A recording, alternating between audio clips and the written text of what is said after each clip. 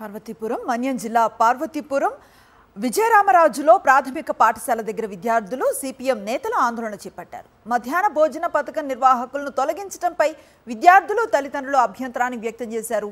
ఆందోళనకు దిగివచ్చిన విద్యాశాఖ అధికారులు పాత వారినే కొనసాగిస్తామని హామీ ఇచ్చినట్లుగా తెలుస్తోంది.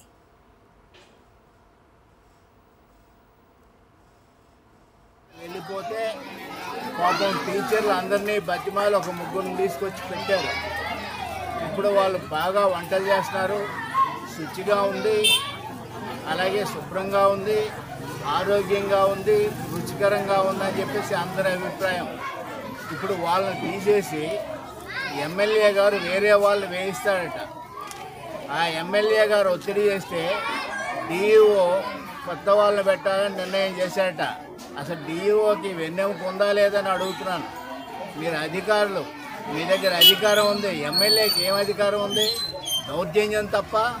కాబట్టి మీరు రూల్స్ పాటించండి.